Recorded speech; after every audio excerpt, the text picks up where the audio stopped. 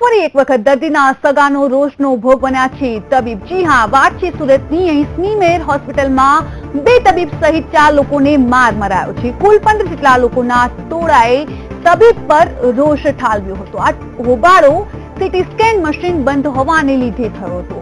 દર્દીના સગાઓએ ડોક્ટર પર રોષ ઠાલવ્યો હતો। જો કે આ ઘટના બાદ રેસિડેન્ટ ડોક્ટરોએ હડતાલ ઉપર ઉતરી જવાનો નિર્ણય કર્યો છે। આ ઘટના સીસીટીવીમાં પણ શૂટ થઈ ગઈ છે।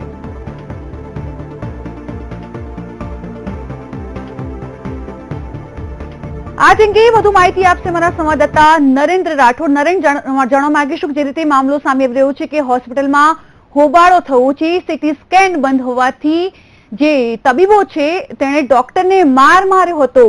શું છે આખો મામલો તે વિસ્તારથી આપની પાસેથી જાણવા માંગીશું।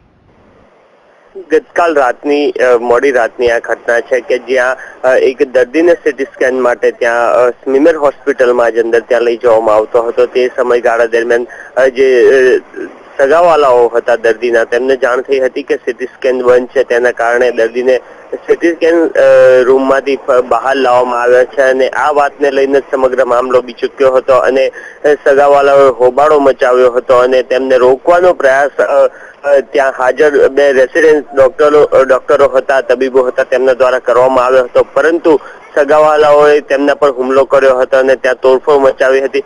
લાંબા સમય સુધી આ મામલો વિચકાયેલો રહ્યો હતો। તેમાં 2 વોર્ડ બોય પણ તેમાં સામેલ થયા હતા, એમના પર પણ હુમલો કરવામાં આવ્યો હતો અને ત્યારબાદ તે લોકો ત્યાંથી નીકળી ગયા હતા। 15 થી 20 લોકોનું આ ટોળું હતું કે જેમના દ્વારા તબીબો તેમજ જે વોર્ડ બોય હતા તેમના પર હુમલો કરવામાં આવ્યો હતો અને મારામારી થઈ હતી અને તોડફોડના દ્રશ્યો પણ સર્જાયા હતા। સમગ્ર ઘટના ત્યાં જે સીસીટીવી લગાવવામાં આવેલા છે સ્મીમેર હોસ્પિટલ, તેમાં પણ આ સમગ્ર મામલો કેદ થયો છે। સમગ્ર મામલાની જાણ થતા તરત જ સુરત જે પુણાગામ પોલીસ સ્ટેશનની હદમાં આ વિસ્તાર આવે છે તેની પોલીસ પણ ત્યાં પહોંચી ચૂકી હતી અને સમગ્ર મામલાની અત્યારે તપાસ પણ કરવામાં આવી હતી। જે પણ લોકો એ તોડફોડના દ્રશ્યોમાં દેખાઈ રહ્યા છે તેમને અટક કરવાના પ્રયાસો પણ કરવામાં આવી રહ્યા છે। જો કે આજ સવારથી જ, કારણ કે ગતકાલ મોડી રાતની ઘટના છે, સવારે સમગ્ર જે તબીબ જે રેસિડેન્શિયલ ડોક્ટરો છે તેમને ઘટનાની જાણ થતા તેઓ તમામ સવારથી જ હડતાલ પર ઉતરી ગયા છે। ઉલ્લેખનીય છે કે અગાઉ પણ આ રીતના બનાવો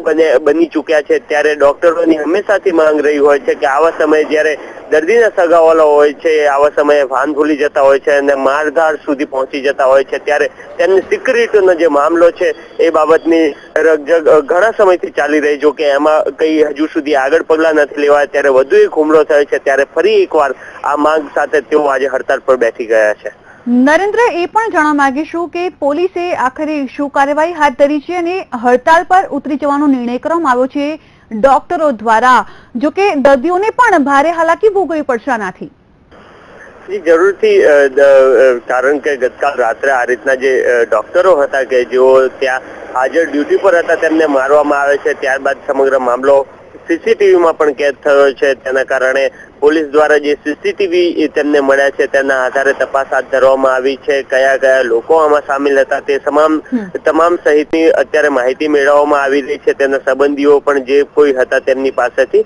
પરંતુ જે ડોક્ટરો છે, જે તબીબો છે, તેમને તાત્કાલિક અસરથી હડતાલ પર જવાનો નિર્ણય કર્યો હોવાથી ત્યાં જે અન્ય દર્દીઓ ત્યાં આવી રહ્યા છે તેમને પણ એમાં હાડમારીનો સામનો કરવામાં આવી રહ્યો છે। પરંતુ જે માહિતી મળી રહી છે તે મુજબ અત્યારે જે તાત્કાલિક ઇમરજન્સી સર્વિસ હોય છે તે ત્યાં અત્યારે પણ ચાલી રહી છે અને વધારે કઈ હાલાકીનો સામનો ના કરવો પડે એ રીતના મહાનગરપાલિકા દ્વારા પણ આ સમગ્ર મામલામાં હસ્તક્ષેપ કરવામાં આવી રહ્યું છે। જી, આપ તમામ રિપોર્ટ ઉપર નજર રાખતા રહેશો। નરેન્દ્ર, આભાર સમગ્ર માહિતી માટે। તો ફરી એકવાર આપને જણાવીશું, વાત છે સુરતની, જ્યાં સ્મીમેર હોસ્પિટલમાં 2 તબીબ સહિત 4 લોકોને માર મારવામાં આવ્યો, તેમજ કુલ 15 જેટલા લોકોના ટોળાએ તબીબ પર રોષ ઠાલવ્યો હતો અને આ હોબાળો સીટી સ્કેન મશીન જે છે તે બંધ હોવાને કારણે થયો હતો। જો કે આ મામલાને લઈને હડતાળ ઉપર જવાનો નિર્ણય પણ ડોક્ટરોએ કર્યો છે।